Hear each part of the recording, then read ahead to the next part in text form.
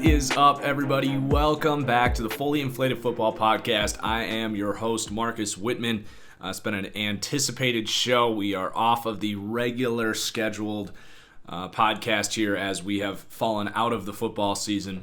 So you're going to have to follow me on Twitter at TFG_football to kind of know when podcasts are coming. Otherwise, just get notifications or whatever on whatever app or service you're listening to the podcast on. It's just going to be a little over the place through the draft process. It's going to be a busy time for me, and I really can't commit to, a certain day, a certain time frame. There will be podcasts.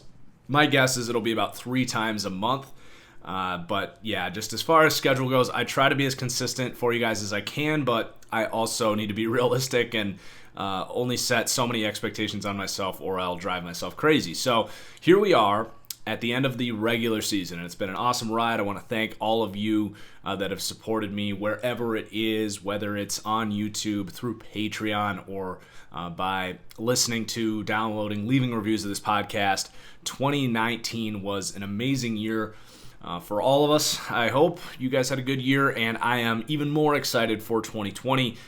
Just good vibes yesterday all over wherever I was, whether it was in public or on Twitter or whatever. So I'm just really excited for 2020, for the future of everything here, whether it's on this podcast or the YouTube channel.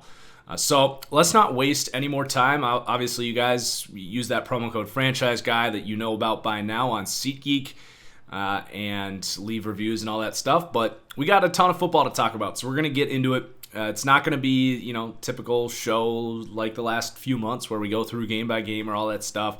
Week 17 only had a few good games we're talking about anyway. For the rest of this sort of offseason ahead of us, it's going to be more topical and mailbag oriented. So I've got a bunch of topics to hit on, a couple bigger ones. It's going to be kind of a show of carousels, both the coaching carousel, but also this offseason is setting up to be a very unique NFL offseason in that we almost have a quarterback carousel.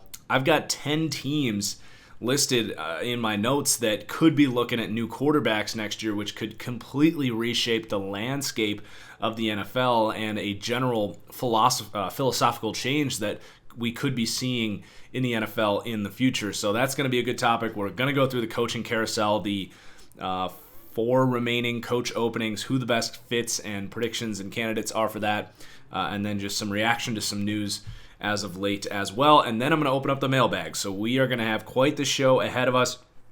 And so let's start just with the first note I have here, and that is the Bears backing Mitch Trubisky. Now, I'm actually not going to come out here and bash them for it and say, oh my God, I can't believe they're standing by Mitch Trubisky. He's clearly not the answer. Obviously, that's my opinion, is that Mitch Trubisky is not the answer. But just like last year when the Cardinals stood by Josh Rosen, this is not news to me, and I'm not going to spend a whole lot of time on it, but basically, what do the Bears have to gain by coming out and saying, we're going to move on at quarterback, or we're not sold on Mitch Trubisky, we're going to be evaluating options? All they're doing here is leveraging themselves in the quarterback market, and as bad as Mitch Trubisky's been, he is still an asset. Obviously, they spent the number 2 overall pick on him, but there is still a certain hidden upside in there that there's a tiny little minuscule chance that they could unlock it. So why ruin any confidence he might have by coming out and saying, yeah, we're done with Mitch?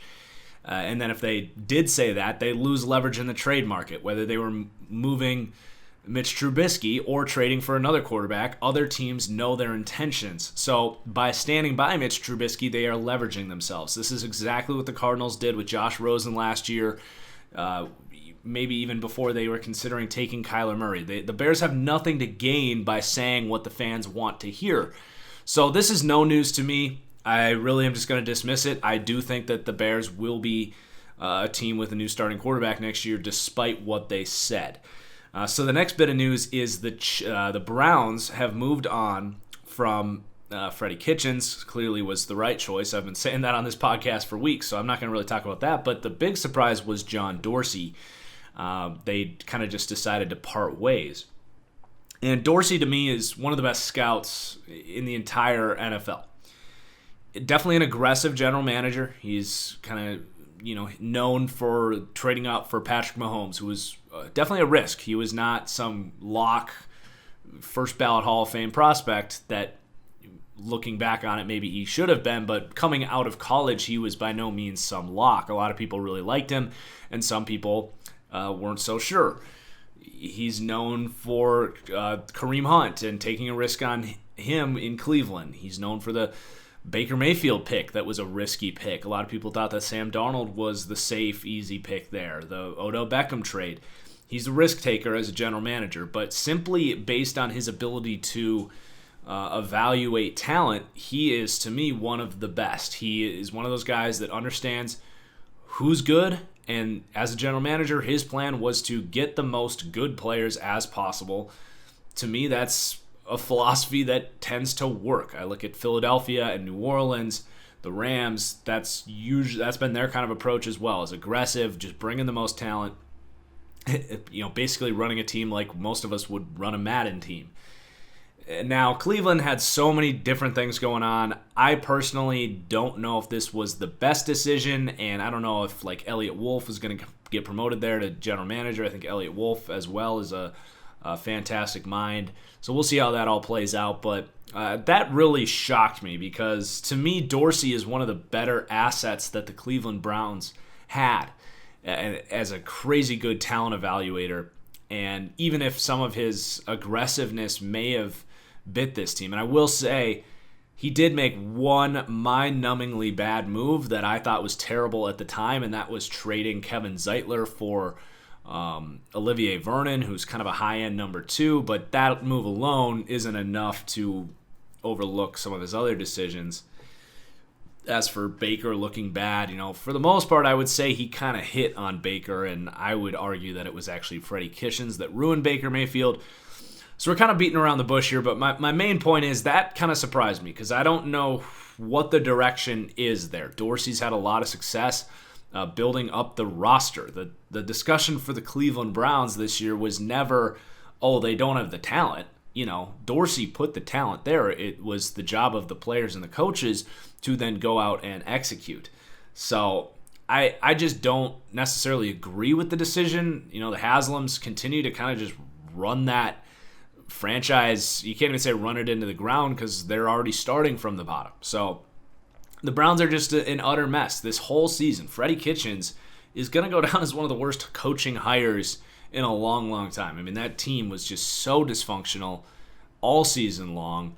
Now there's reports coming out that their offense coordinator was telling teams before games, laughing with the coaching staff on the other side of the field that, yeah, you guys are going to have fun today. We're very unprepared. So I don't know who the best coaching option is. We'll talk more about that in the coaching carousel. But I do kind of think that John Dorsey firing is going to be another mistake here in Cleveland just because he's a good asset. Yeah, he had a couple flaws as a general manager. Maybe his aggressiveness bit them a little bit at times, but that roster was really talented. So I think someone's going to pick Dorsey right up. I don't know if he's going to get a GM spot right away or an assistant GM spot right away or what it's going to be. But I do definitely think Dorsey will be sitting in a GM chair before too long. Probably should be in New York. But that's our next bit of news is Dave Gettleman, who did not get fired. So that's what's crazy to me is that a guy like John Dorsey is being asked to leave, and the New York Giants are standing by Dave Gettleman. And I tweeted out that the Giants firing Coach Shermer and standing by Dave Gettleman is the last great joke of 2019 before we hit the new year. And there is actually, I don't know if I can say Giants fans, but there were defenders of Dave Gettleman on Twitter. And I get it. He has drafted good players. That is not Dave Gettleman's problem. His problem is he has zero cognizance of positional value. And we talk all the time about value when I do my draft grades or my mock drafts. And the New York Giants are the primo example of why we need to talk about that. Yeah, Saquon Barkley was a top-notch prospect. I even said he was the best prospect I've ever evaluated. There was no doubt in my mind that Dexter Lawrence was going to be a phenomenal run defender and maybe even some upside as a pass rusher. But it's a replaceable position, running back, defensive tackle. They are absolutely replaceable. And you got to understand, when I say replaceable, I'm not just saying like, yeah, you sign a B-level free agent for $8 million a year. I'm talking about just a street free agent pickup. There's a huge list. I don't have a list in front of me, but anyone that's followed my studs and duds knows guys like Zach Kerr, or I guess like David Perry over the years, or just, random names that just come up that are making $750,000 a year that play at just as high a level as Dexter Lawrence, who you are passing on first-round offensive tackle prospects, wide receiver prospects, whatever it may be, positions that are in much higher demand. So that has been Dave Gettleman's problem. And their team sucked. They had one of the worst defenses in the league. And ironically, their passing game was actually pretty good, but they are kind of built to be a running team. So they're standing by Dave Gettleman. Shermer's getting fired. And, Shermer was fine to me. I do agree, for the most part, with Giants fans that are like, they weren't really going anywhere with him. He's probably more of an offensive coordinator than anything. But I will say Shermer's a really good offensive coach. He might not have been the best head coach here, but I don't know if this is the right time, because right now the Giants' primary concern is making sure Daniel Jones develops into a franchise quarterback. And I don't think taking him out of a system with an offensive coach that he had a lot of success in. Like, Daniel Jones did have his flaws this year. He fumbled way too much, but that's probably a somewhat correctable issue, is the fumbling. He kind of exceeded expectations as a guy that a lot of people thought was a terrible pick. So to take him out of that offensive system in year 2, bring him in with God knows who, and risk him, having a Baker Mayfield-esque second season, that to me is not going to be worth firing Shermer. I get it that Shermer might not have been your coach for the long haul, but I don't know if the timing of all this was right. And to fire him and stand by Dave Gettleman is, to me, just a huge joke. Now, a quote came out from Dave Gettleman that he said he met with an analytics guy and he's going to learn from his mistakes. So, if he starts understanding positional value, there's no denying that he's a good scout. He knows who the good players are, even though, Saquon, Dexter Lawrence, Will Hernandez, some of these guys, it was pretty clear that they were going to be good players. But, even later round guys like B.J. Hill, Darius Slayton, he's been a pretty good drafter. Julian Love, another one. He's been pretty good at finding talent. It's just a matter of making the right decisions for your team value-wise. It's not just about scouting when you get to that position. You need to team build and understand supply and demand of positional values. So if Dave Gettleman can improve with that through analytics and through just listening to other people, he could end up being a really good general manager. So we'll see how that all plays out in the future. I feel like I said that term way too much. But Dave Gettleman has not done a good job with that team to this point. Then we've got a couple more coaching decisions here. Doug Marrone is going to be back in Jacksonville next year, and I just was writing him down in my notes, and I was just thinking, I don't think there's a coach in the NFL that I know less about than Doug Marrone. He came from the Seattle scheme. I'm pretty sure he got hired from Seattle. You just don't hear about the guy. And he had one really good year in 2017 as a defensive-minded head coach, which I've said countless times is kind of puts you at an inopportune position because it's an offensive league, and most importantly, the second you have a good offensive year, your offensive coordinators are going to get poached for head coaching jobs because most of the smart teams in the league are, hiring offensive coaches. I don't necessarily have a problem with Doug Marrone. He is a middling average coach, in my opinion. I think he's a good kind of culture guy. He obviously is a good defensive coach. They've had some extraordinary defenses. 2017 was a historic defense. So I don't necessarily have a problem with Doug Marrone. My problem is, where are the Jags going for 2020? They are probably the most rudderless organization in the NFL right now. And they're bringing their coach back. They've basically boxed themselves into a corner here with Nick Foles. They're going to probably go, the quarterback competition route of Nick Foles, Gardner Minshew. Maybe they consider another quarterback option. But, what's the plan here in Jacksonville? You're going to come back next year and just Try to draft well. You're not going to have a lot of money for free agents. Just try to draft well and win 7 games next year with Doug Marrone. You're going to bring Doug Marrone back again after that? What's the plan? I think when you're a team like Jacksonville right now who is completely stuck in, I can't even say purgatory because purgatory is average. The Jags are stuck in this closer to hell, I guess. They are not a good football team and have very little reasons for why they're going to be better next year. Unless Gardner Minshew comes out and is just the next Tom Brady somehow. I guess you get Telvin Smith back. Is he going to reshape the future of this team? So by bringing Doug Marrone back, I get it. He's fine. Continuity can be good, but usually continuity is good when you're building for something. Jacksonville just keeps taking a step back and down every single week, it feels like. And I just feel like this has no other result other than Doug Marrone getting fired after a 6-win season and them either fully hitting the rebuild button and trading away these veterans or just trying to milk out another window, Denver Broncos style, trying to rehash this defense with a different coach, like the Broncos have done with Vic Fangio. So I don't even have opinions on this other than just why? Why would you not have higher aspirations than this if you were Jacksonville?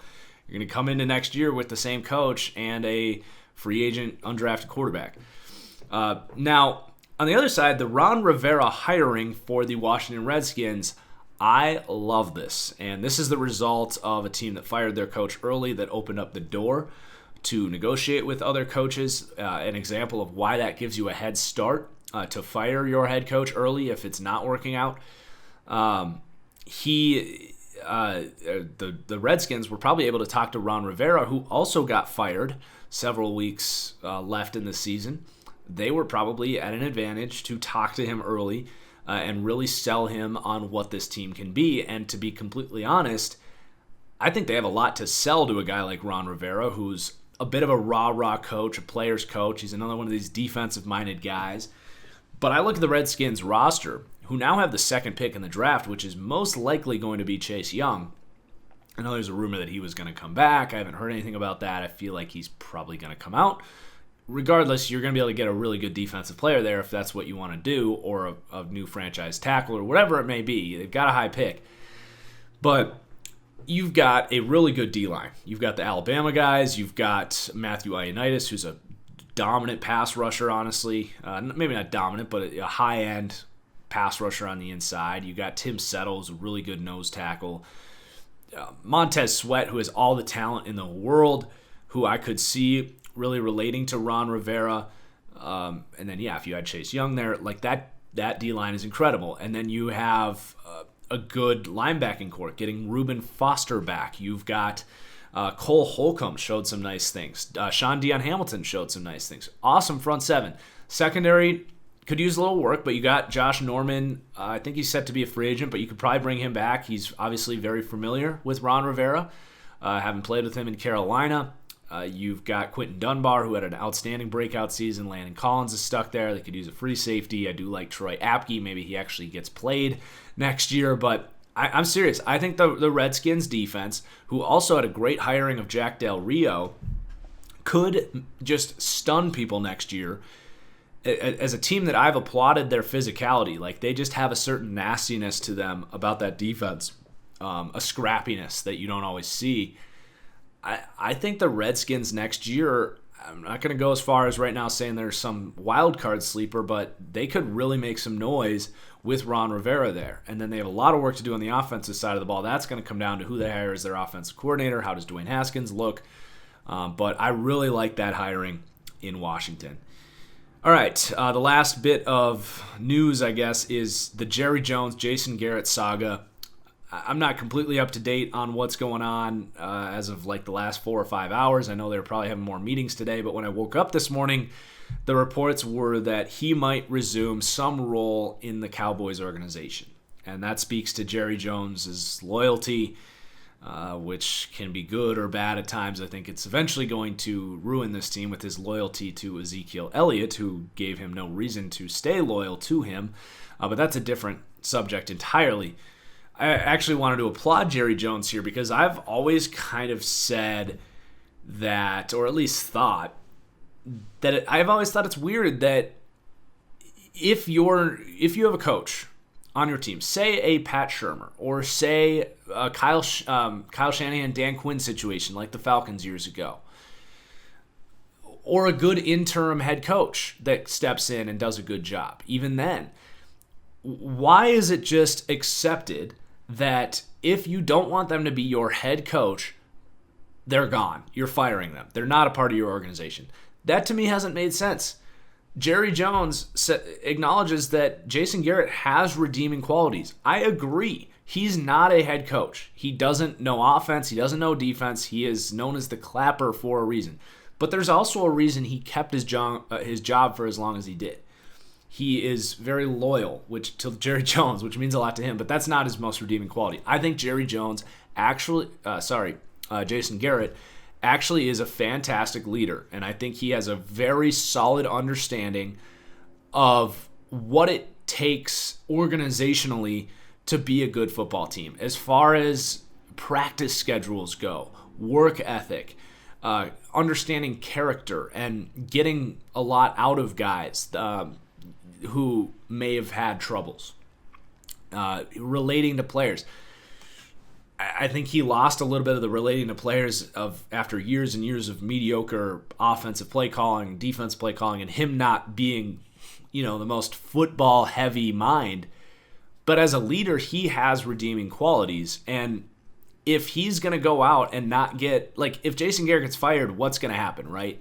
He's not going to get an offensive coordinator or a defensive coordinator job. Maybe he goes and gets a special teams coordinator job.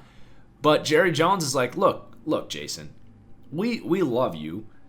You're not head coach material. Unfortunately, you just don't fit the mold of what the modern coach is. But why do we have to send you off and make you unemployed and have this bitter ending?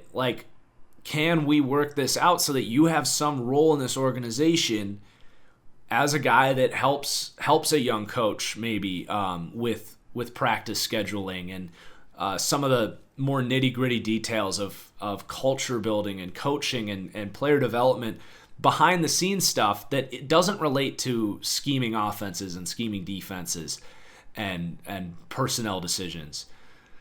And that to me could be a really good move. I think Jason Garrett could have an outstanding role within the Cowboys organization, and I give Jerry Jones a lot of credit for just kind of bucking this trend of, oh, sorry, you're either our head coach or you're going to be coaching for a different team. So we'll see how that ends up. It very well could be they don't come to agreement and Jason Garrett wants to bet on himself to get another coaching job maybe some point down the road. I don't think it's going to happen, but I think Jerry Jones has had a lot of forward-thinking ideas at his age that have helped this team. When he went out and drafted a bunch of offensive linemen every year as he saw the league getting smaller and smaller, and they've had dominant offensive lines for years.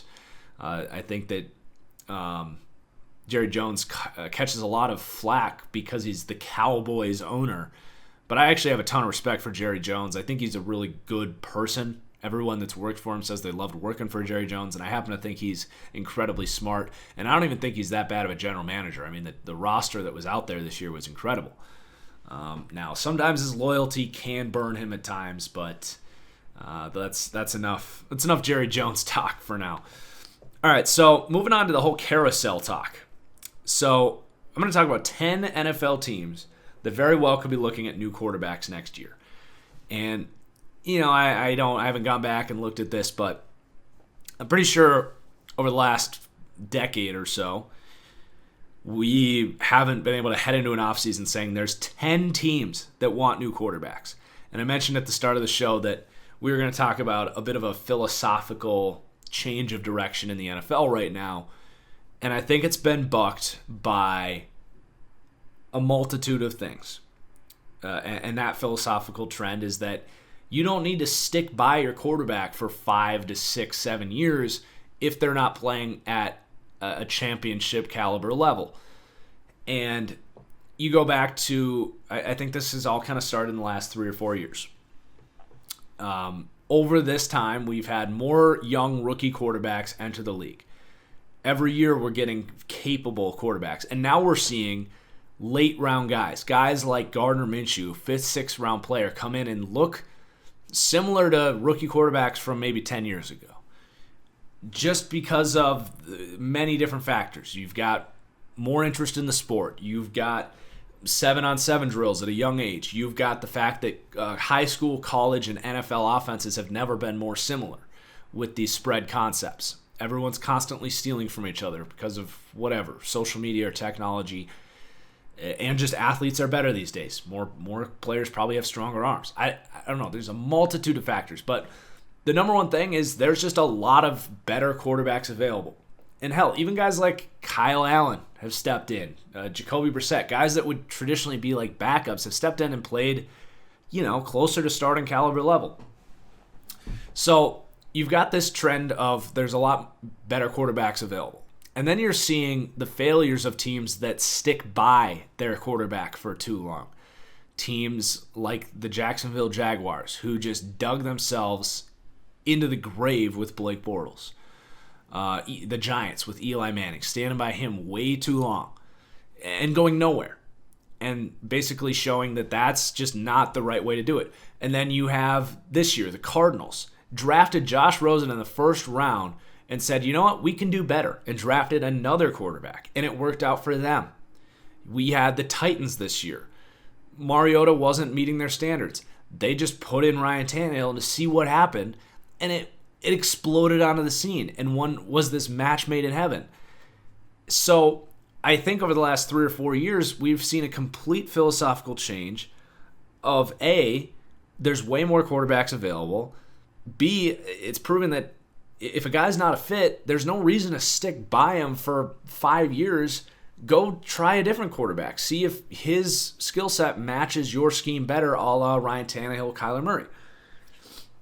And now we head into this offseason with a ton of openings. And this could be the start of a crazy trend. The NBA over the last few years has turned into this rotating cycle roster-wise. I couldn't even tell you who plays on what team in the NBA anymore. I don't really pay attention to that sport.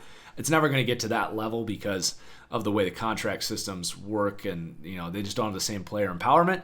But it makes me think about that a little bit, where we could see a complete reshuffling this offseason of about a third of the league's quarterbacks. That's something we've never seen before.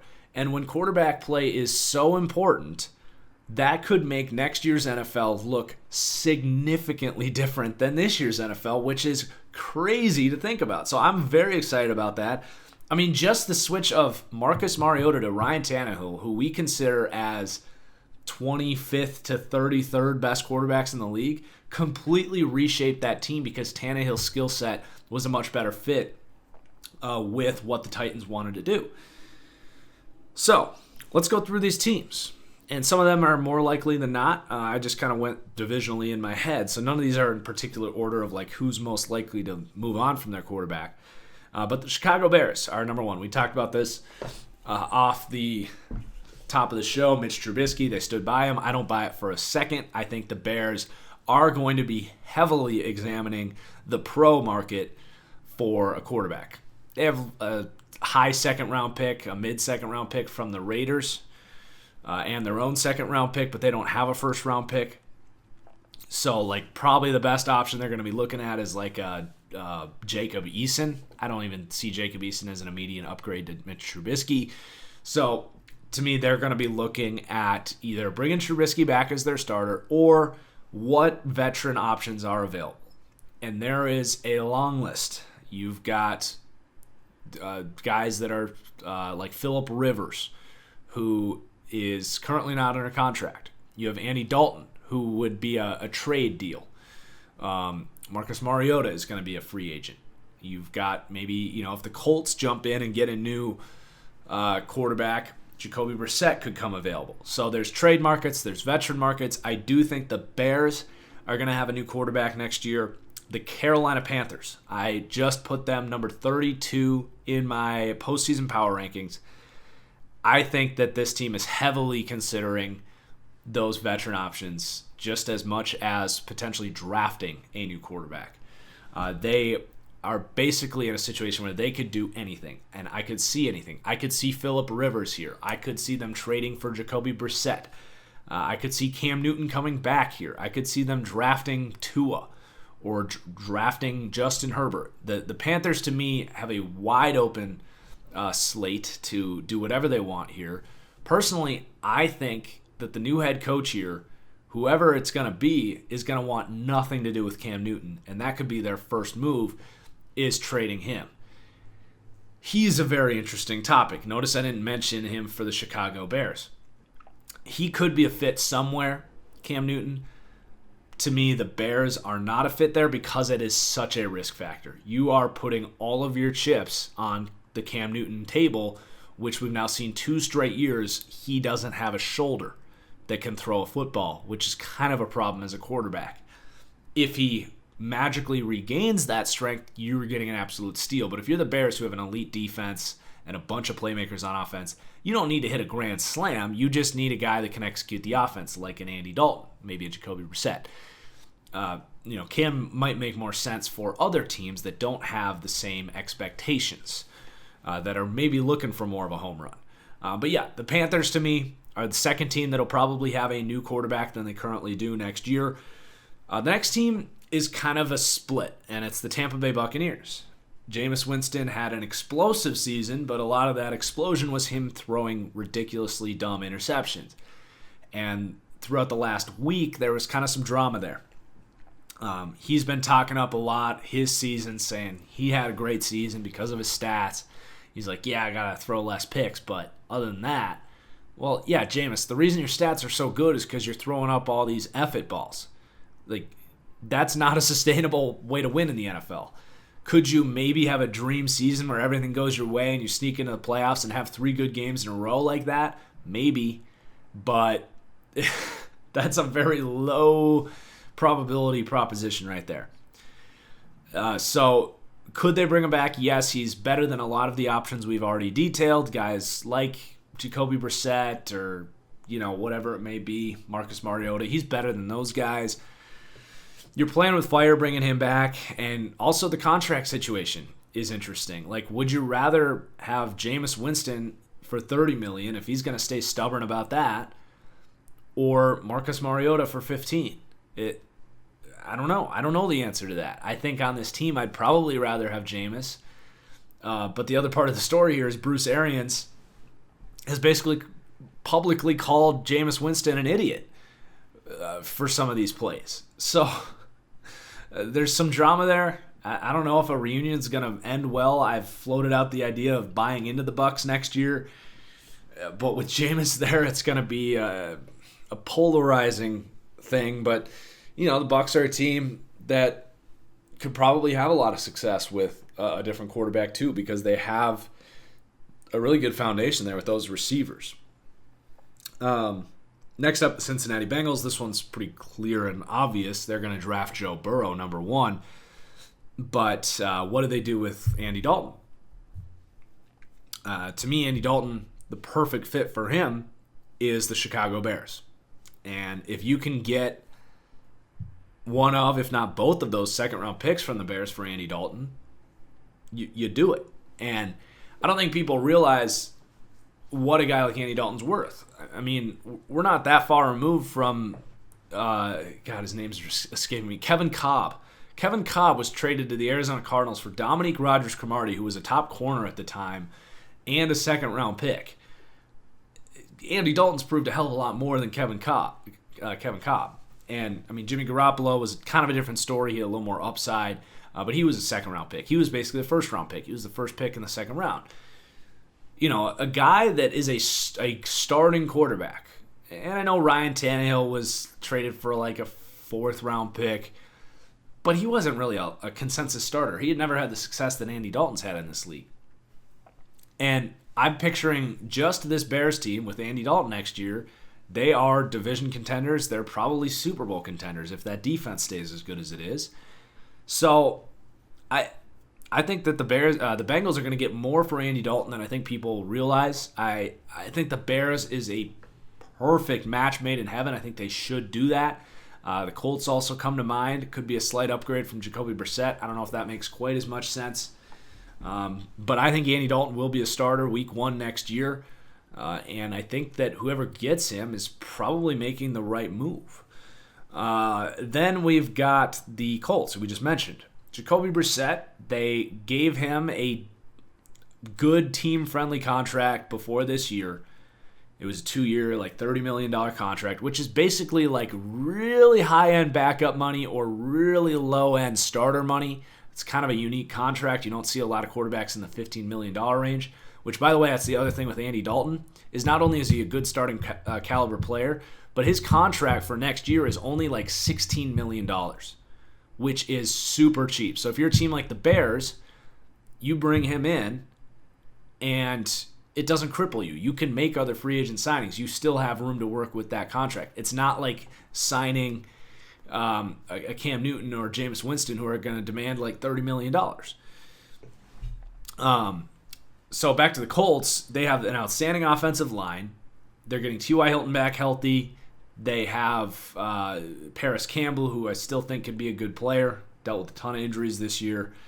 It's a dream spot for a quarterback. And I look at the Colts maybe as a team that might go with more of the veteran route, whether that is Phillip Rivers. There's been some links being made there with some mutual interest.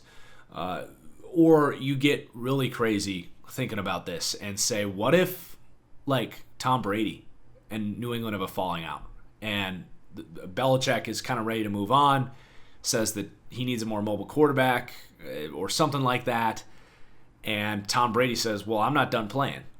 Like, Tom Brady on this Colts team would make a ton of sense. Or maybe something similar happens with Drew Brees and the Saints, and that they can't afford his contract or something like that. Now, that's a little more in the unlikely scenario, but I wouldn't entirely rule it out. So I'm looking, the Colts could be an outstanding landing spot for Tom Brady, Drew Brees, Phillip Rivers, one of these veteran options, or a Cam Newton. They could, in theory, keep Jacoby Brissett. They have a ton of cap space. Go into next year with Jacoby Brissett and Cam Newton. If Cam Newton's not healthy, so be it. Go with Jacoby again. It wasn't the worst team in the league this year, and then maybe they draft a guy as well. Maybe they draft a Jake Fromm in the mid-round or something like that. But to me, whoever ends up here in Indianapolis is going to surprise some people, unless it's Jacoby. If it's Jacoby again next year, he's probably going to be similar to what he was this year, maybe a little better with some healthier receivers, but accuracy is just kind of an issue for me with Jacoby. And he doesn't really have that it factor. Like on 3rd and 12, do I really trust him to make that play? No, not really. He's fine. So Indianapolis is probably the most intriguing option for a veteran guy. I don't know how big of an upgrade Andy Dalton is. Like, he's definitely better than Jacoby Brissett, but I don't know if that makes a ton of sense to make that move. Then we've got the LA Chargers. We've talked about Phillip Rivers. I still think Phillip Rivers can play. He obviously looked very shot this year. His arm talent is going to be a concern, but mentally he's obviously one of the smartest, most instinctive quarterbacks to ever play. He needs to go somewhere, simply put, where he gets blocking. And that's why I say Indianapolis. Because he just doesn't have a chance back there. He needs more than a second to throw. And the Chargers have, behind the Miami Dolphins, the worst offensive line in the NFL. And I don't see that changing a whole lot next year. If you're the Chargers, you need a mobile quarterback. And notice I say mobile and not athletic, because a lot of Chargers fans have said Marcus Mariota would be a good fit here. I could not disagree anymore. Marcus Mariota was at his worst in Tennessee when that offensive line struggled. As fast as he is, and as good as he is in Madden at scrambling, he is one of the most mindless, senseless quarterbacks inside the pocket as far as sensing pressure and using his feet to extend plays. He is a catapult in the pocket. He does not move as well as you would hope. So if you put Mariota there, I think it would be a disaster. I think Tyrod Taylor, who is on this roster, Or hell, even the rookie out of Dakota. Can't think of his name right now, but they took him in like the 6th round. He had great pocket presence in college. One of those two guys, Easton Stick, would be better than Mariota here next year. Now, they have plenty of weapons, and that defense should be locked and loaded to go next year. But, yeah, I think that the Chargers need to kind of take a book out of like the Vikings playbook from a couple years with Case Keenum, who doesn't have a lot of strengths, but one thing that he did well was just extend plays long enough to kind of control the game and let the receivers make plays and just kind of put it up for him. And Tyrod Taylor could absolutely be that guy. Or maybe Easton Stick could be that guy. I don't know if there's a whole lot of free agent options or trade options that I love for them. Maybe you take a risk on Cam Newton. I just don't picture that working out, especially with the medical staff for the Chargers, who's one of the worst in the league. I don't trust them to deal with Cam Newton's injury history correctly, so I don't think that's the best fit. I'm trying to think if there's not really any other. I mean, maybe Case Keenum himself could be an option here. I don't know. He showed some things in Washington, I thought, this year. Then we've got the Raiders, who are talking about Derek Carr right now. And Carr is a purgatory type of quarterback. He's probably one of the 32 best quarterbacks in the league, but he's getting dangerously close to that Marcus Mariota territory where he's just not very aggressive, doesn't really have that it factor. He's lost a lot of games at this point. I mean, even Marcus Mariota had won games. I don't think this team's really going to go anywhere with Derek Carr. It's not the most exciting thing to go into Vegas with Derek Carr. This, to me, feels like the best Cam Newton landing spot to me is the Oakland Raiders. Moving to a new city with a team that kind of needs a quarterback that can play superhero a little bit more. They don't really have the receivers there. The offensive line's pretty good. They could protect Cam. Cam has shown a good propensity to rely on his running backs in the passing game in recent memory. With Christian McCaffrey, something that could pair well with Josh Jacobs. He likes his tight ends. They've got Darren Waller and Foster Moreau there with obviously Greg Olsen. So I think Cam Newton here could be an excellent fit. Does he mesh with John Gruden? Maybe. I don't know. I can't really speak on that. But that's really where I'm looking here. I don't think, I think Dalton would be kind of a lateral move. I don't see Phillip Rivers really making a move to Las Vegas. I don't know. I think Phillip Rivers, if he could get offers from a team like the Colts where he'd have good protection here with the Raiders too. It could work, I guess, Phillip Rivers here. Now, I'm kind of talking myself into this as I say it because they do have a good offensive line. It'd be a revenge story. He'd work well with Gruden. Okay, I'm talking myself into that a little bit. I could see Phillip Rivers here with the Raiders. But I think they're going to go the veteran route. I don't see them drafting a guy this year. I don't think Gruden's going to love too many of these quarterbacks. Maybe he falls in love with like Jacob Eason or something like that. I don't know.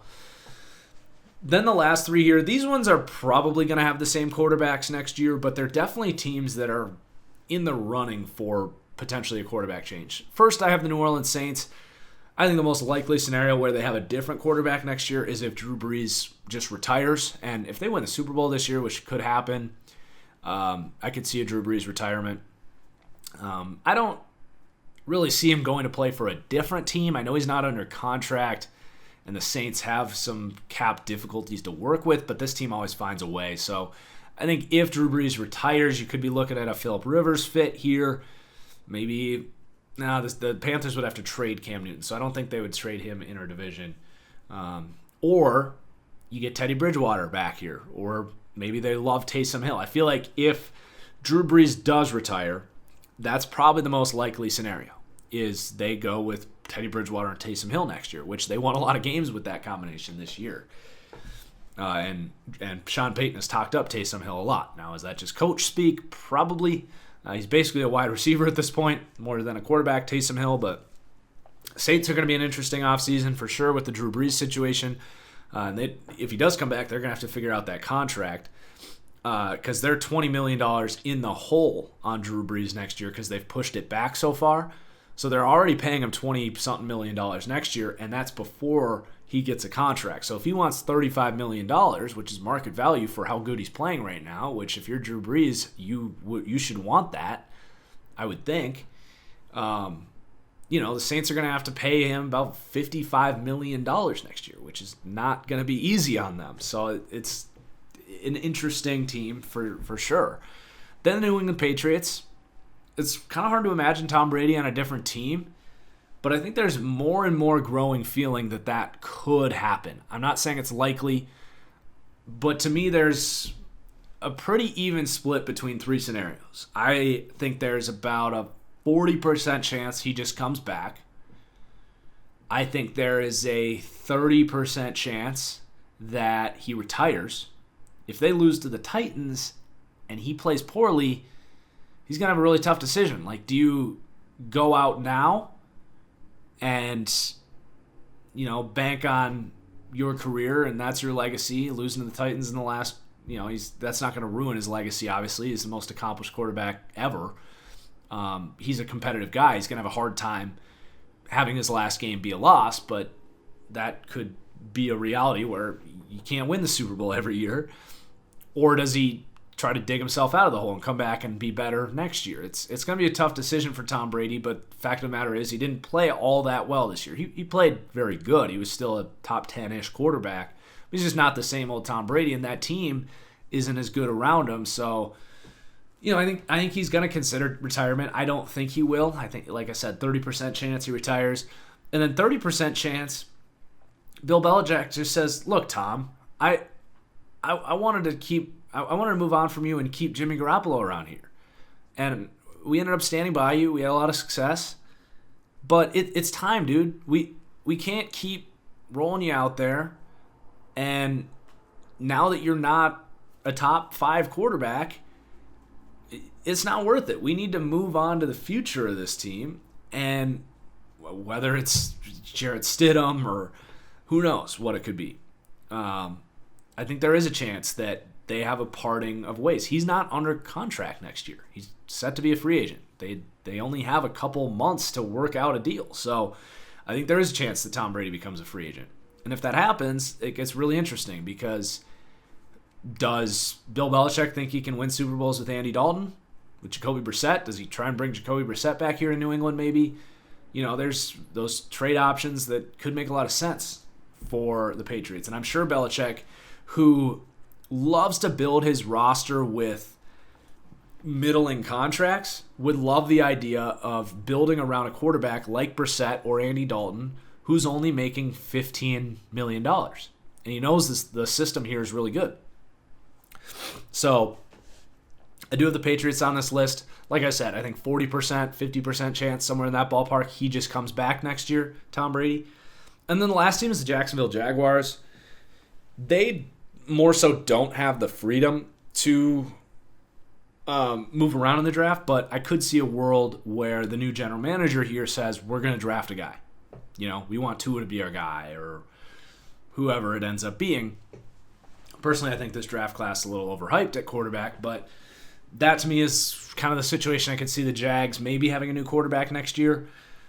They don't really have the freedom to sign anyone. They are absolutely stuck with Nick Foles. And then you do have Gardner Minshew there. So they probably end up, kind of like we said earlier, just going with the Minshew-Foles combo for 1 year next year. I don't think it's going to go anywhere. I think they win 4 or 5 games next year if that's what they do. So who knows? Who knows with Jacksonville? I end up breathing a deep breath every time I try to talk about them because I just don't understand where they're going. So those are that's a lot of time we just spent about teams that are going to be probably with new quarterbacks next year, which is going to be a blast of an offseason. Like a lot of people like to say the NBA offseason is better than the NFL offseason. I disagree. I think the NBA is just a shit show. But it could be a wild offseason where every day you're waking up and you got a new starting quarterback on a new team, which could be really fun. So now we're going to talk about the coaching carousel. So that was the quarterback carousel. Now we got the coaching carousel. And there's actually only 4 job openings right now, which is less than years past. There were 5, but Washington just got filled. So right now there's 4 openings. So you got the Giants, the Cowboys, the Panthers, and the Browns. And then I ranked them in terms of intrigue. So to me, by far, the most appealing job is the Dallas Cowboys job. And I'm assuming that Jason Garrett is going to be let go here. Like, I very much don't think that Jerry Jones is going to let Jason Garrett be the head coach again next year. Cleveland Browns, number 2. Dysfunctional organization, but the talent's there. And the only reason I have them above Carolina and the New York Giants is because of the talent. I think if you go to Carolina, you are risking a lot. Like I said, I've gone on a limb and said that they're going to be the first pick in the draft next year. Your quarterback situation is a disaster. Your defense doesn't have a whole lot to work with, in my opinion. So I just think the roster talent in Carolina is a problem right now. And then the New York Giants, it's just not an appealing job to me. It really depends on how you feel about Daniel Jones. But to me, Daniel Jones kind of falls in the Mariota, Jameis Winston class of like, yeah, he's pretty good, but is he ever going to, Kirk Cousins maybe, some combination of those 3 players. It's like, yeah, he's pretty good, but like, do you really go in there saying, I can't wait to build this team around Daniel Jones? I don't think he's reached that level of excitement. And that's the other thing with Cleveland is like, yeah, Baker had a bad year this year, but I'd be much more excited to go and work with Baker than I would with Daniel Jones at this point. And that's the biggest thing. But the other thing is Dave Gettleman's your general manager.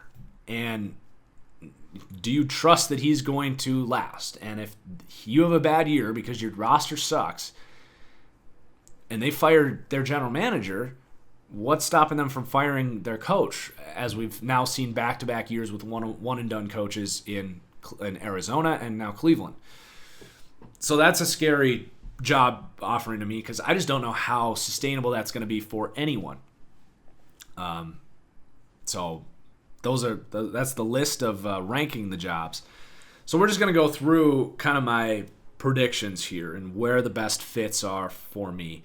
And then I do have one team that I think, a playoff team that might be a potential job opening as well. So the Dallas Cowboys, I originally thought that this was for sure going to be a Lincoln Riley destination, that Lincoln Riley is never going to get a better job offer to come to the NFL than this. Like, you're close to home, loaded roster, loyal owner, the Dallas Cowboys, one of the biggest brands in the world. But he's just not interested. He wants to be the Oklahoma head coach. He likes his gig. To each his own. I do question kind of like, where's your ambition? This to me is such an appealing like job opening. And maybe this takes a turn and he ends up getting the job and Jerry Jones can work his magic. But, I mean, it doesn't feel like it's going to happen at this point. It could change. That's still, to me, the best fit would be Lincoln Riley here. He even sounds like a Dallas Cowboys head coach. He could have an amazing 30-year career as the Dallas Cowboys head coach and the guy that got them out of 20 years of mediocrity. Be pretty damn good job. But if it's not Lincoln Riley, do they talk to Matt Rule, who's obviously a Texas guy down in Baylor? Could be an option. That's the thing is, like, they haven't even officially let Jason Garrett go, so we don't even know who the Cowboys are interested in because they're moving a little slower here. I think Jerry Jones knows how appealing this job is compared to these other teams we mentioned. So, like, even if Eric Bieniemy, for example, the Chiefs offensive coordinator, even if he's thinking about taking the Panthers job because he's interviewing in the next couple days, I don't know if that's true. I know he's interviewing for some jobs. Jerry Jones could very well come in before he takes the job and be like, hey, how about Dallas? It's a little better, right? And just steal whoever. Like, Dallas has their pick of the litter. They can have any coach on the market that wants to go and be a head coach in the NFL. And Jerry Jones knows that. So, if it's not Lincoln Riley, I do think Matt Rule, the Baylor coach, could be an option. A little risky going the college route. I don't know if Jerry Jones wants to do that. They do already kind of have a young offensive guru type in the building in Kellen Moore. Maybe you look at a defensive guy like Robert Saleh, Matt Eberflus, Wink Martindale from the Ravens. I don't know if that'd be the best decision. Now, I mentioned one playoff team that maybe could be looking to move on, and there's been ties between Mike Zimmer and the Dallas Cowboys. He's worked there in the past. Could be an excellent fit here in Dallas. You want to talk about going from kind of an uninspiring coach in Jason Garrett who doesn't specialize in any regard. How about Mike Zimmer comes in and gets the most of this incredibly talented defense? That makes sense to me. And the Minnesota Vikings, if they go into New Orleans and get slaughtered, their last 3 games of the season will be getting embarrassed by Green Bay in their own field to officially lose the NFC North, losing to Chicago on their home field. Granted, it was backups, but back-to-back losses during the year in the division, at home, and then going on the road and getting slaughtered by the Saints. Could be time for a change there. And the biggest thing putting pressure on that is that Kevin Stefanski, their offensive coordinator, is getting consideration for a head coach. And if they don't lose him this year, they're for sure going to lose him next year. And he's a damn good offensive coordinator.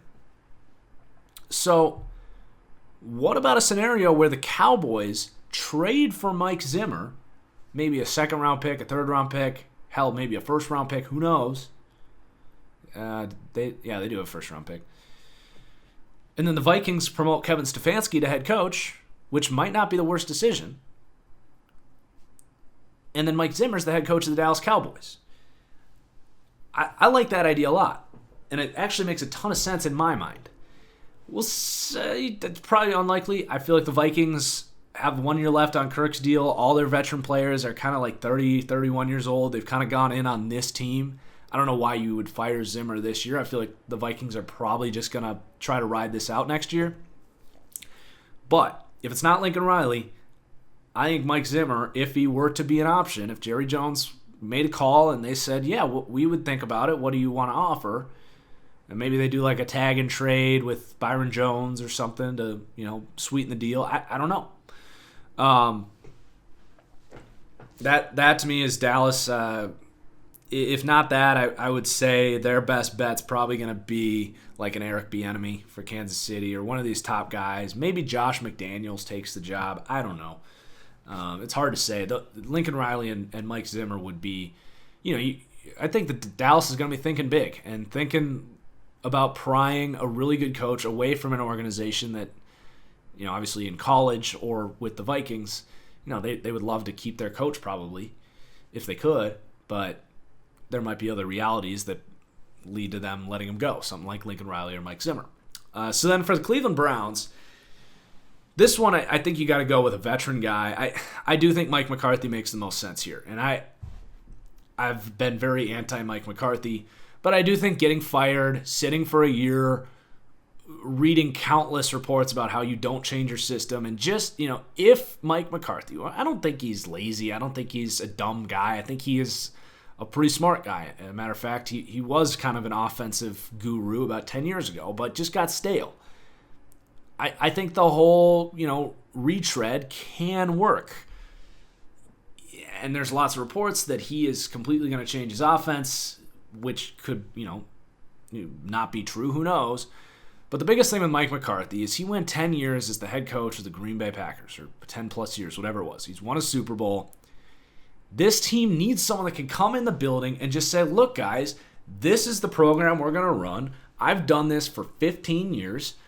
I know exactly who I'm going to be, and maybe he brings in some assistants that he's worked with in the past, and you can just plug in with a talented roster and a talented young quarterback, an instant culture, and just kind of kickstart the organization. I don't see hiring Eric Bieniemy as a first-time head coach or bringing in a defensive guy like Robert Saleh or Matt Eberflus really working here. Maybe Josh McDaniels could be another guy. He is much more familiar with how the NFL should run. He's been a head coach before. He's worked for Bill Belichick. Could work. But to me, I just think this is an appealing enough job for Mike McCarthy. I think he wanted this job last year. To me, that does make the most sense. As far as his schematics go, that's all up in the air. He was a terrible offensive coordinator for about 5 years. Just never used pre-snap motion, was running the same plays. You got the Bears and Lions and Vikings basically saying we knew what Aaron Rodgers and those guys were going to run as they walked up to the line of scrimmage. He didn't innovate at all. So he does need to innovate some things. But even then, it's a change of scenery. He could probably bring back some of the stuff and redo it with Baker and Odell as far as the timing offense and using Odell basically like a Jordy Nelson or a Greg Jennings. A change of scene. It's not like the Steelers and Ravens and those guys are going to be as familiar with the offense as the Bears and the NFC North opponents had gotten. But yeah, I think Mike McCarthy in Cleveland makes a ton of sense. I think that is actually what's going to happen. Before Dorsey got fired, I was going to say there's the connection there because Dorsey was in Green Bay, but that's my prediction for Cleveland. And then for Carolina, I kind of feel bad for whatever coach gets this job because I don't know if they're going to have a lot of success. We talked about that earlier. This feels like a shot on a guy that hasn't been a head coach before, someone like an Eric Bieniemy. David Tepper, the owner of the Carolina Panthers, is a very analytic-oriented thinker. So I do think that he probably will be thinking about an offensive head coach. So maybe it's Matt Rule or Josh McDaniels, maybe Greg Roman, who's orchestrated an excellent read option offense, could be a fit with Cam Newton. If Cam Newton's healthy, could be a fun marriage. But yeah, I think it's going to be one of those guys, maybe Kevin Stefanski. And then for the Giants, I don't know. I really don't know. I could see them going with a rah-rah defensive guy like a Robert Saleh. I could see them going with a new offensive coordinator, Josh McDaniels. I don't know. The Giants are just an uninspiring team to me, but your guess is as good as mine on that. It's a team that seems to want to be kind of old school, so I could picture like a Robert Saleh as a defensive guy here. I don't know. I don't know what the Giants are going to do, to be honest. It's just not the most appealing job, in my opinion. All right, time to open up the mailbag. We're going to do this for about a half hour. And there's one big question that has kind of popped up a couple times. It's been a big conversation on the internet lately. And it's the hilarity. That's the word, right? Hilariousness is not the correct word. Of Raiders fans saying Max Crosby is a better rookie than Nick Bosa for the Defensive Rookie of the Year conversation. I'm not going to give this too much time because it's mostly just idiots that would make that case. Yes, Max Crosby has 11 sacks and Nick Bosa has 10. Can I read you some other numbers? Max Crosby has 45 pressures. Nick Bosa has 80 pressures. That is about double. The pressure rate for Nick Bosa, 492 snaps, 80 pressures. That's 16.3% of pass rush snaps. Max Crosby, 45 pressures on 481 pass rush snaps, 9.3%. Max Crosby had an excellent rookie season. He exceeded his expectations as a fourth-round pick. He did not sniff the season Nick Bosa had. Max Crosby also had 23 out of 45 of his pressures. That's half of his pressures, 5 sacks, in 3 games. 8 against the Texans, against Dan Skipper and Chris Clark, a pair of backups that were rotating because they were so bad. 8 against the Bengals with Bobby Hart and John Jerry, who's a guard that was playing tackle in that game for an injured Cordy Glenn. And then 7 against Trey Pipkins, Trent Scott, and Trent Scott's backup. Or I guess Trey Pipkins was Trent Scott's backup. That's 23 pressures against literal college lines, or worse than college lines. So Crosby had a great year. I don't think he repeats 11 sacks next year. If he does, good for him. Nick Bosa was not just the Defensive Rookie of the Year. He could be the Defensive Player of the Year. He reshaped that defense. The Raiders' defense was still one of the worst in the NFL. So let's put that to bed. If you still believe that, you are a Raiders homer and you need to watch another team play football. Okay, mailbag. We are going to start with the Patreon mailbag. Again, guys, just $1 a month on patreon.com/thatfranchiseguy. You get podcast mailbag priority. So from James Brown, who would you rather have, Zeke at $15 million a year or Raheem Mostert at $2.9 million a year? You know, I rip on Zeke a lot, and in the context of the Cowboys organization where they have a dominant offensive line, they have other players to pay, like their quarterback Amari Cooper and Byron Jones. They don't need to pay their running back $15 million a year. You can plug Raheem Mostert in there for $2.9 million a year. Now, Zeke's not a bad player. And yes, $15 million a year is a lot. But let's say you are trying to think of a good example here.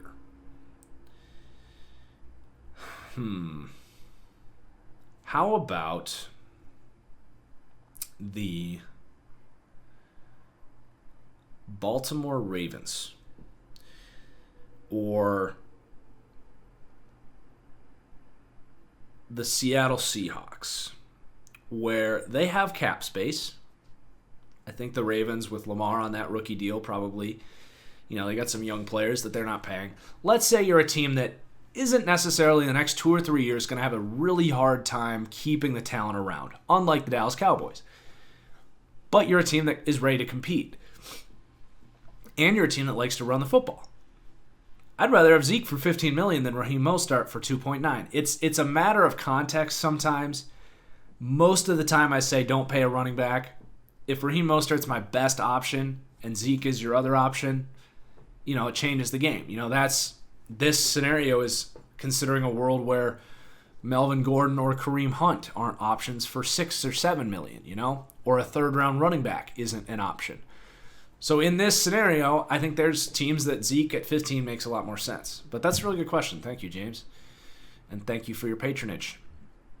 All right, from Joel's Not Cool. I think you're pretty cool, Joel. Unless Joel is someone else, then in which case, screw Joel. Who had a better MVP campaign, Mahomes or Lamar? Just assuming Lamar wins it, because, yeah.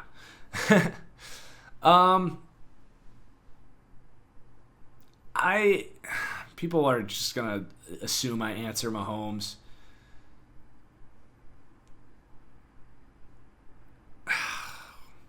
I mean, I'm like trying to talk myself into saying Lamar because you guys think I'm just a Lamar hater.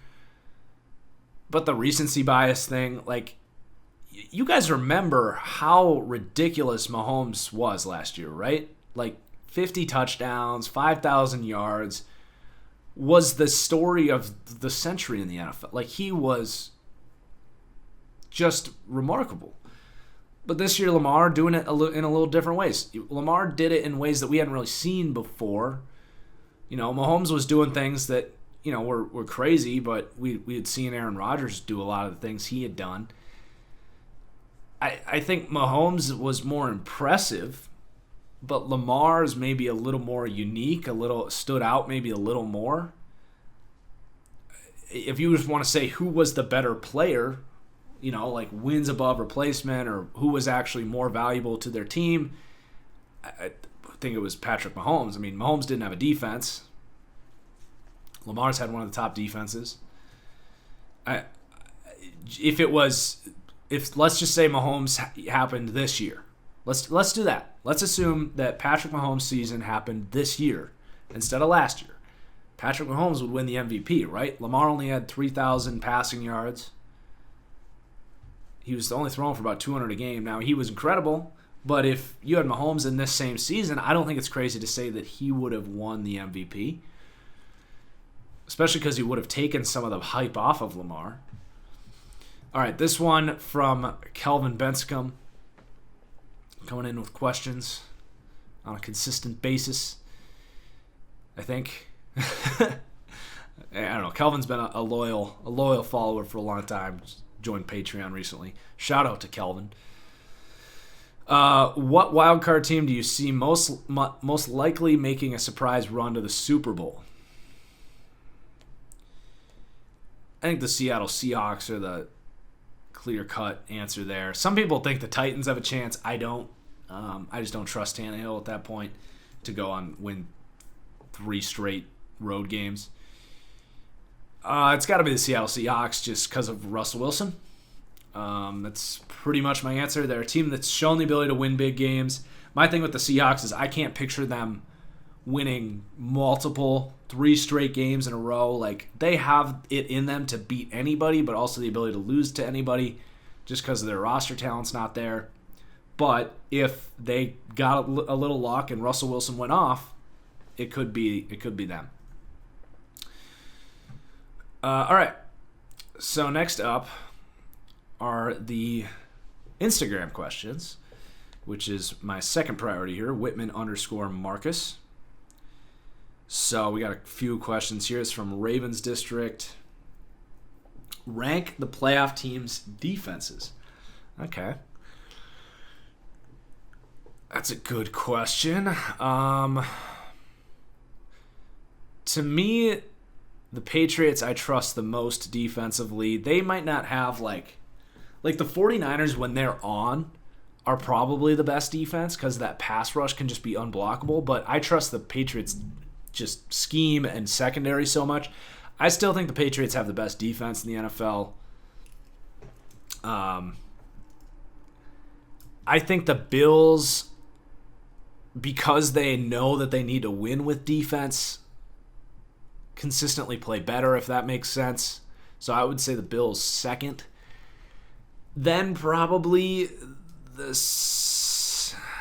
you take the Saints or the Niners? The Saints and Niners are close. I like the Niners pass rush better, but the Saints, Demario Davis and that secondary playing at an elite level. Those two teams are probably 3 and 4 in some order. Then probably the Baltimore Ravens 5. I like the Ravens defense. They have a top secondary. I don't know how well their pass rush is going to hold up in the playoffs. Then I think the Green Bay Packers 6th. They have some holes. Blake Martinez notably, but you could make a case the Packers have the best pass rush in the NFL, and Mike Pettin has those guys firing. After that, Vikings probably 7th. Eagles 8th, maybe. Yeah, I'll go Eagles 8th.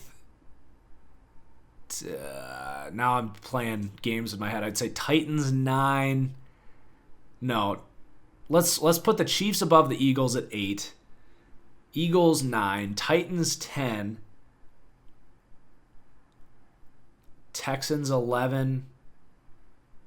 Did I say the Titans? Anyway, that's towards the bottom. Those teams are all defensively.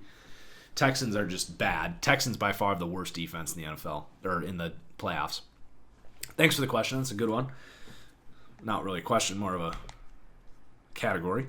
But next up from Denver Davis on Instagram.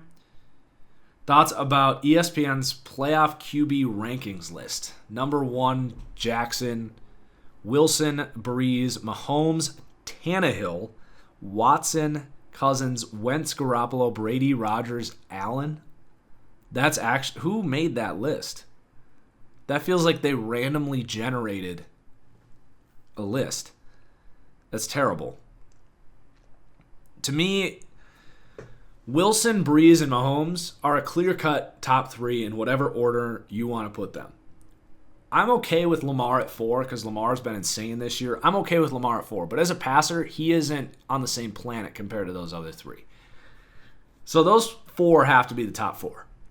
Then to have Kirk Cousins and Ryan Tannehill ahead of Wentz, Garoppolo, Brady, and even Rodgers and even Brady, that's hilarious.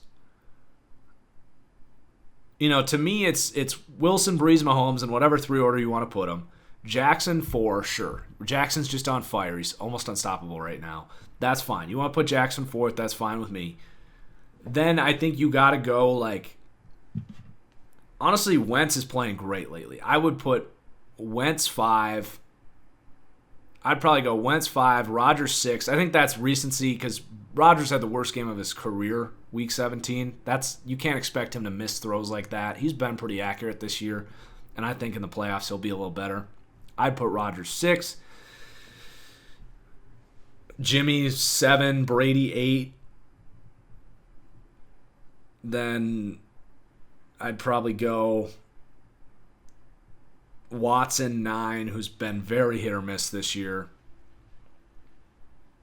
Watson 9, Tannehill 10, Cousins 11, Allen 12. That list is miserable. Who made that list? That's awful. This one's from Raymond Hurley. Is there a dumber organization than the Browns? How do you fire the best GM you ever have? He made one bad move and had a disappointing season. Sad to see young talent get wasted also. What chance someone else will hire John Dorsey? I talked about that earlier, so I'm just going to skip over that. But thank you for the question. From Atlas, he wanted me to talk about Doug Marrone. I talked about that earlier.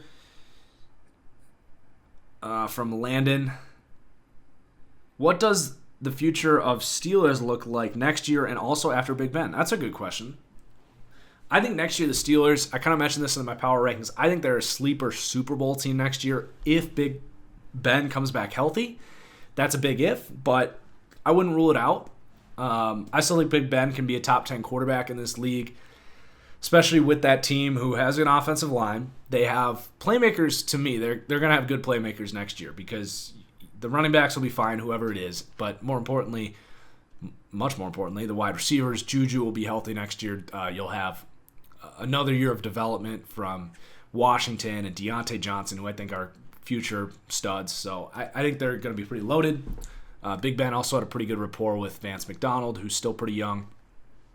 So I think the Steelers next year and an elite defense are a Super Bowl contender. And they're going to give the Ravens a big run for their money in the AFC North. As for the future, like anytime you have a great culture and that type of surrounding situation, it's going to be easier to develop quarterbacks. Now, they whiffed on Mason Rudolph. I never liked Mason Rudolph. I was not surprised he didn't work out. But, you know, if in a year, what if they took, next year's version of Jake Fromm, who's like a talented player, who's maybe a late first-round pick, sits for a year behind Big Ben. Or maybe they trade up for, who knows, Brock Purdy or Tua comes back next year. Something like that. I don't know. Don't put too much weight in those names, but it's a great situation with a defense, a team that always gets offensive linemen, is outstanding at drafting receivers. Like, I feel like they will not have that hard of a time finding quarterbacks as long as they put their heart into it and draft the right guys. Last Instagram question from Ashay. How do you think the NFC West plays out next year? Do the Niners face regression? Do the Cards improve enough to overtake anyone? How will the Rams handle the offseason? Will Seattle finally build an O-line for Russ? It's a lot of questions, but I like the Cards next year. Probably too much competition for them to win that division. They could be like a 5 or 6 seed kind of sneak in sleeper type of deal if Kyler was just crazy and they had a crazy good offseason. Pretty unlikely, but I think that's their ceiling, is like a 10-win wildcard team that probably loses in the first round. The Rams, to me, are the one team I look at and say they could be the worst. I think the Cardinals probably most likely will be last in that division, but if there's another team that I could see finishing last, it's the Rams. I just think when you have the unit that they have, that like the receivers are going to be there.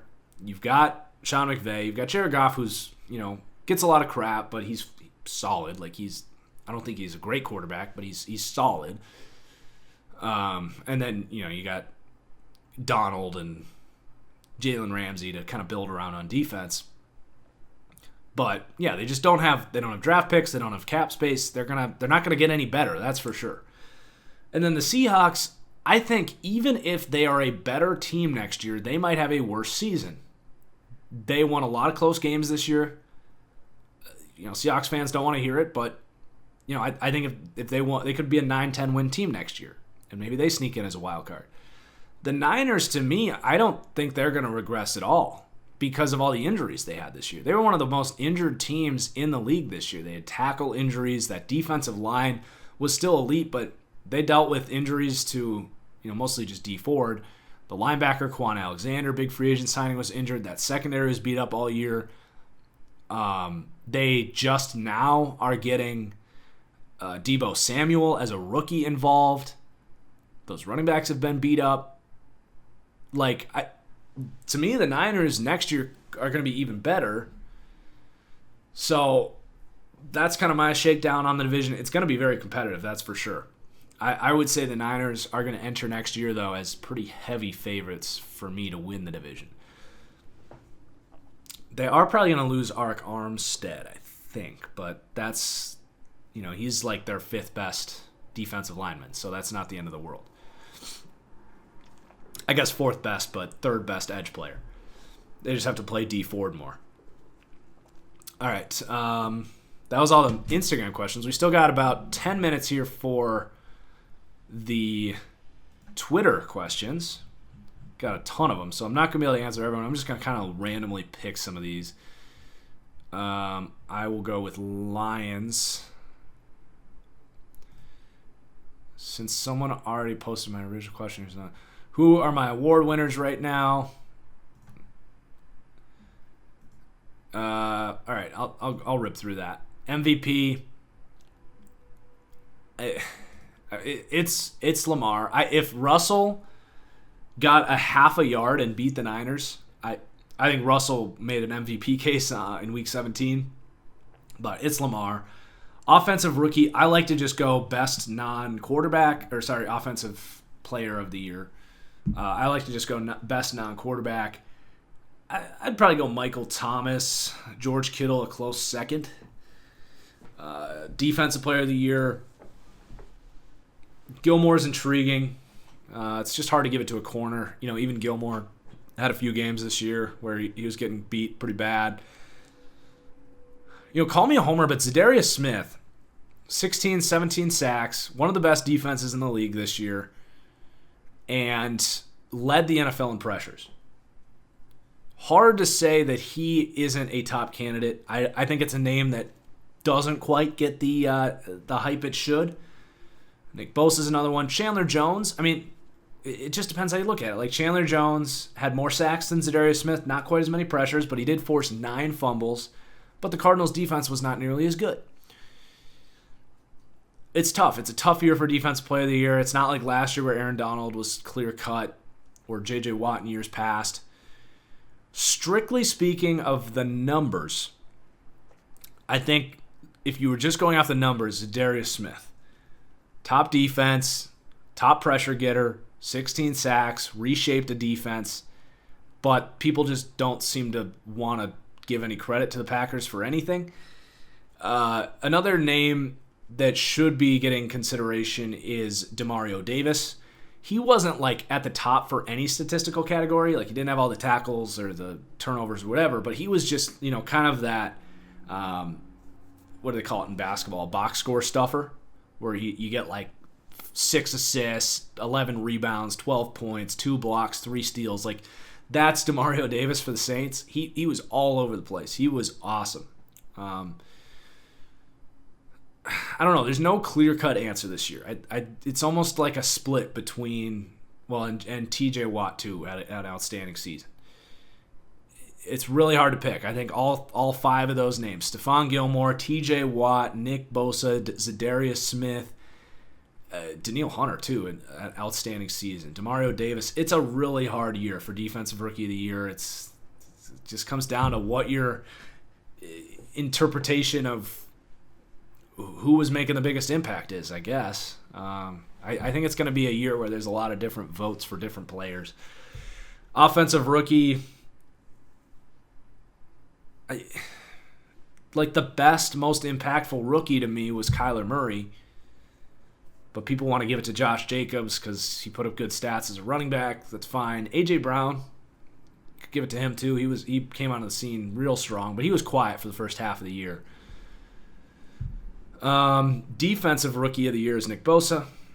And Comeback Player of the Year to me is Ryan Tannehill. All right, next question. Why do Raiders fans think their draft class is the best? Yeah, Raiders fans have really bugged me this year. Look, it's not that it was a bad draft class, but here's the deal. You had all the picks in the world. You trade away Khalil Mack and Amari Cooper. So yeah, you had 3 first-round picks. You picked at the top of the draft because you sucked, which also means you had lots of openings on your roster.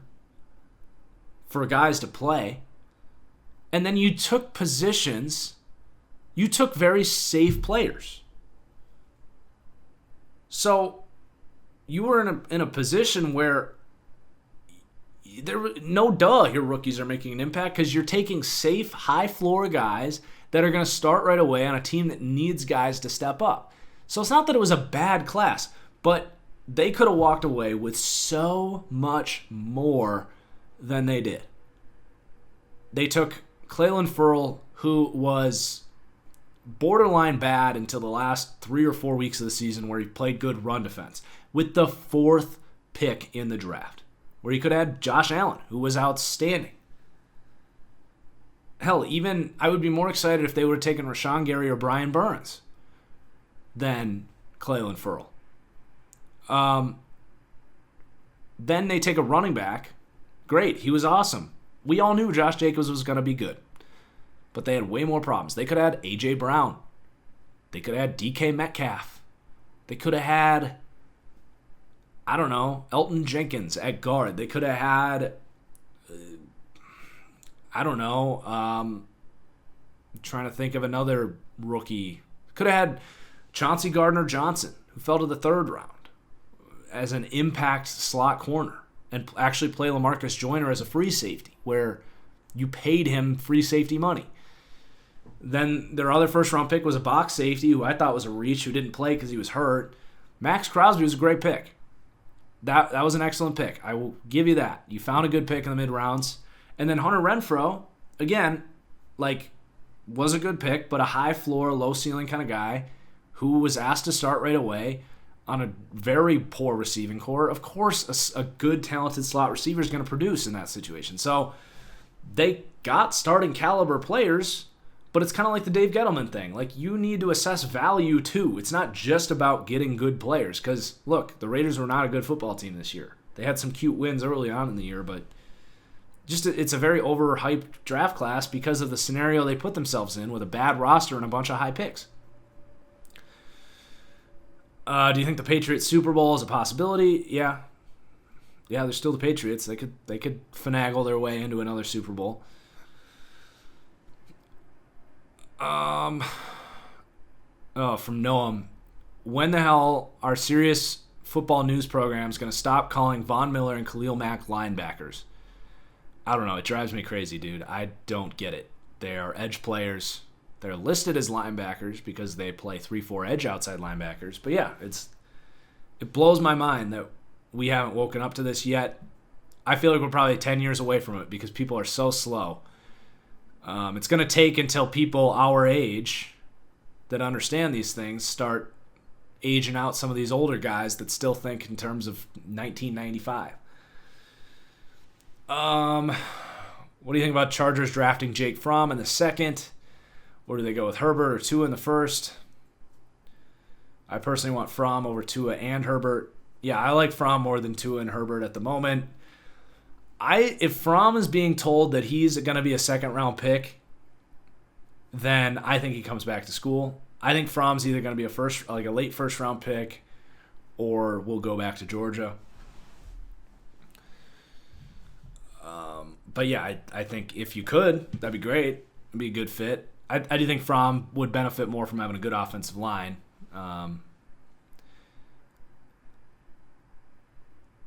Let's see. Who's more valuable to the Ravens, John Harbaugh or Greg Roman? I'd still say Harbaugh. If Greg Roman got replaced, I'd feel pretty confident that Harbaugh would find somebody to step up as a defensive coordinator. Probably internally, someone that learned from Greg Roman. It's just what the Ravens do. They next man up. Talked about that question. Best options for the Packers at wide receiver going into the season: A.J. Green, Amari Cooper, trade for OBJ, or drafting someone. Personally, I think A.J. Green, Amari Cooper are going to be back with their teams. I've tweeted it before, but in 2019, teams just aren't letting receivers go. I mean, Devontae Parker got paid $40 million contract. I think A.J. Green, they're going to work something out. I actually think A.J. Green wouldn't mind coming back to Cincinnati. I think he actually likes it there. Obviously, it's tough. No one wants to lose, and that team's been bad for a couple years. But get Joe Burrow back. You get Jonah Williams in there. And, they franchise tag him and maybe work out a 3-year contract, and he has a nice little end of season in Cincinnati. I think if they had plans of letting A.J. Green go, they would have traded him a long time ago. So I think A.J. Green goes back. I think Amari Cooper. I don't see Jerry Jones letting him go. They traded a first-round pick for him. It doesn't look on paper like they have the ability to do that right now, but there's franchise tags, transition tags. I don't think Amari Cooper is going to hit the market. You could trade a first-round pick for Odell Beckham. That's expensive. Personally, that would work. That if the Browns wanted to trade Odell Beckham for a first-round pick, then sure. I don't know if that's gonna if a new general manager is going to come in and want to do that. Like, that's kind of starting off on the wrong foot with your fan base. I don't think that's going to happen. That said, this is possibly the best wide receiving core we've ever seen, the deepest. I think the Packers, if they spent money, if they signed a middle linebacker, let's say they sign Corey Littleton as a cover linebacker and draft 2 wide receivers in the first 2 rounds, whether it's Jefferson or Ruggs or Tyler Johnson or hell, this Quentin Cephas out of Wisconsin. Every time I turn on a Badgers game, Quentin Cephas seems to be just kicking ass. So maybe in the 2nd round, 3rd round, they bring in Quentin Cephas. But if I'm the Packers, I would spend free agent money on defense and then draft speed. They need speed because they have Devontae Adams who can, well, actually, now that I say that, Devontae Adams even isn't the best jump ball guy. He's a good athlete, like a bigger, good size and stuff, but he doesn't make a ton of contested catches, Devontae Adams. He's more of a route runner type, get open with his release and separation. So, if they could somehow pull off Tyler Johnson in the 2nd round, if he falls because of such a deep class, and they draft a Henry Ruggs separator type in the 1st round, I mean, that'd be a hell of an improvement. And it's not like rookie wide receivers can't make an impact. Look at A.J. Green, DK Metcalf. Like, those guys were great. Marquise Brown. And then I actually think, a lot of tight ends take a couple years. I actually think the tight end they have out of Texas A&M, Sternberger, I think he could have a big 2nd year as well. He was hurt to start this year too, so he kind of got off on a slow start. All right, we are at the hour 30 mark. I'll do one more question. Try to find a good one here. What do I use to watch college tape? I'm really interested in trying to analyze college prospects and would like to know the best website app to do it. I've heard of some apps. I just go with YouTube. You're actually able to kind of find everything you need on YouTube. They have lots of great people out there make like condensed games of like all the top prospects. Sometimes you have to find a full game and comb through it that way. But yeah, usually you just find condensed games. Yeah, so good luck with that. All right, that is the podcast. Thank you guys for listening. Happy New Year. Nothing else to really say. Just have a good weekend, and cheers, and enjoy football. Peace out, guys.